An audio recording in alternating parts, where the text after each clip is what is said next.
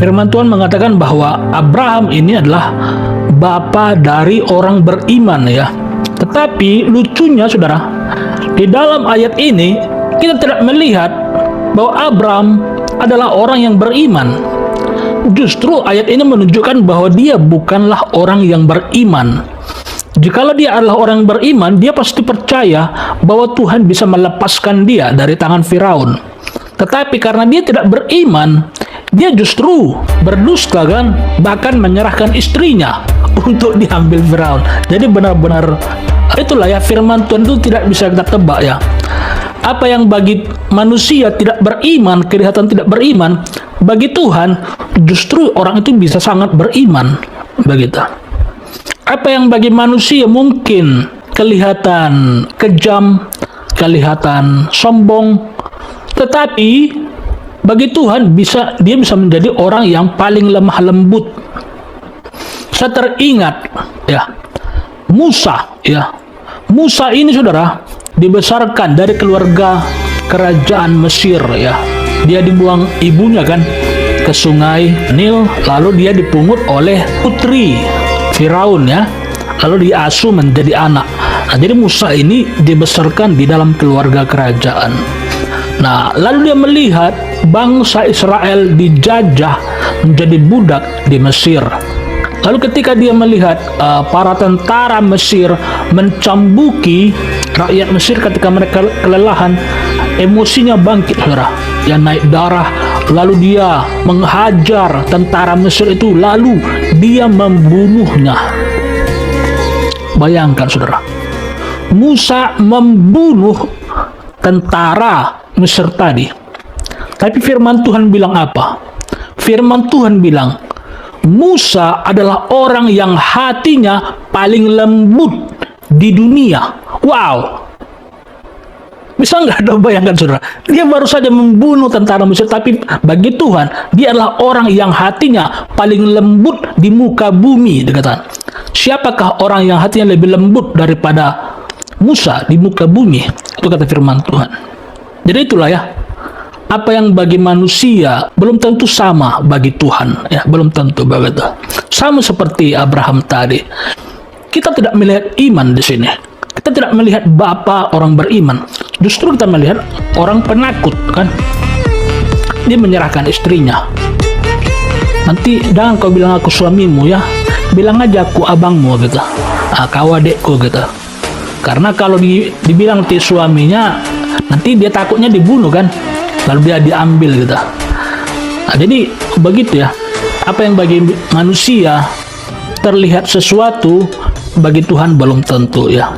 Tadi judul firman Tuhan mengatakan bahwa kita di dalam membuat keputusan harus bergantung kepada Tuhan, begitu ya. Nah, Abraham ini saudara diajar oleh Tuhan bahwa dia harus percaya kepada Tuhan ya.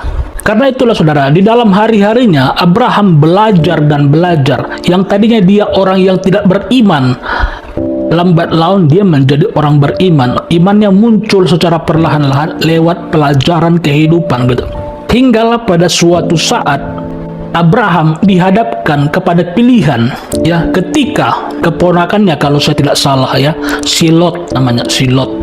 Mereka ini menjadi sangat kaya. Abraham dan Lot menjadi sangat kaya.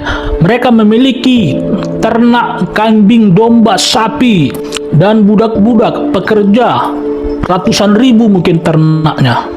Si Lot juga begitu. Mereka menjadi sangat kaya raya, diberkati oleh Tuhan.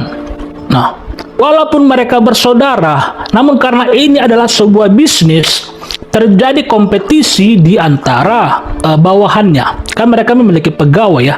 Abraham memiliki pegawai, Lot memiliki pegawai. Lalu mereka bertengkar masalah air. Mereka bertengkar masalah rumput.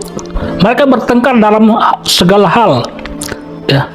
Wah, ini sungai ini kami yang pertama menemukan. Oh tidak, kami Jadi mereka selalu bertengkar.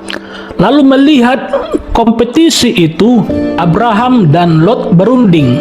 Sesungguhnya tidak baik jikalau kita terus bersama-sama, karena kita ini sudah memiliki banyak sekali ternak dan domba, sehingga terjadi kompetisi yang sangat keras di bagian bawah. Jadi ada baiknya kita berpisah saja. Pilihlah. Kalau kau ke timur, aku ke barat. Kalau kau ke utara, aku ke selatan. Abraham memberikan Lot untuk membuat pilihan pertama sekali.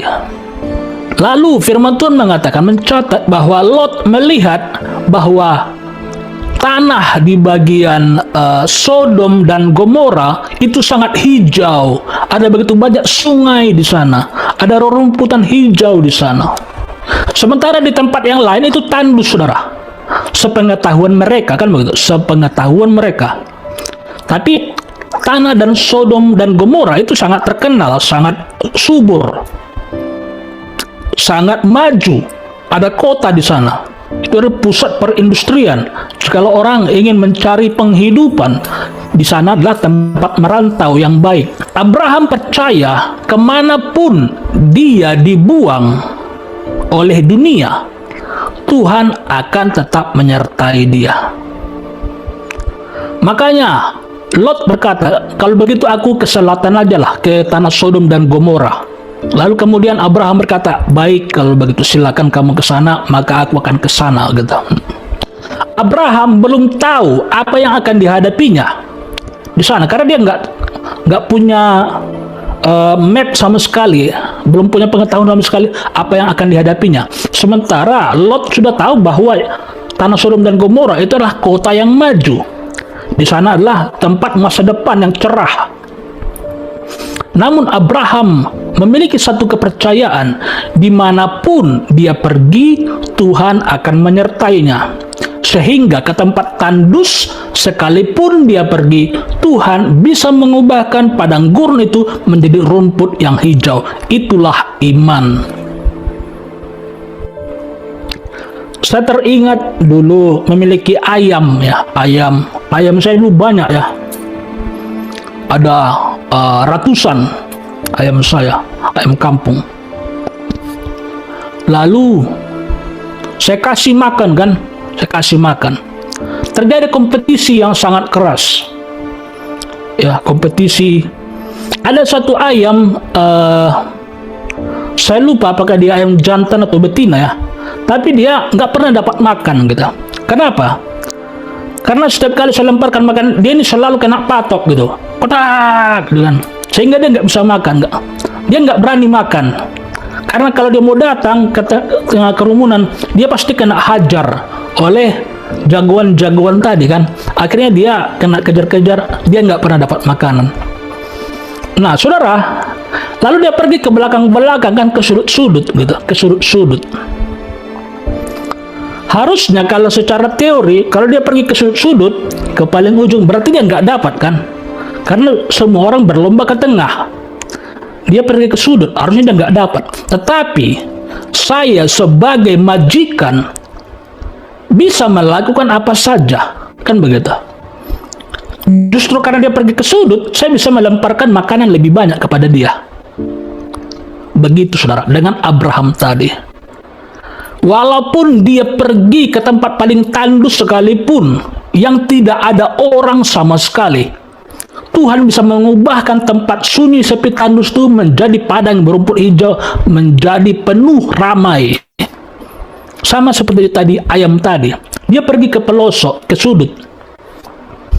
Seharusnya secara teori dia nggak mendapat, tapi karena saya punya kekuasaan untuk melemparkan makanan yang dimana ayam-ayam ini tidak bisa menjangkaunya, saya bisa melemparkan jauh makan itu sehingga dia bisa menikmatinya sendiri, dia bisa mendapatkan makanan. Demikianlah Abraham tadi, dia percaya kemanapun dia pergi, mau ke tempat tandus sekalipun, mau ke tempat kelam sekalipun, dia percaya bahwa Tuhan menuntun dia. Jadi demikian, saudara, jikalau kita selalu berada di dalam penyertaan Tuhan, kemanapun kita pergi, Tuhan akan selalu menyertai dan memberkati kita. Haleluya, Tuhan Yesus memberkati.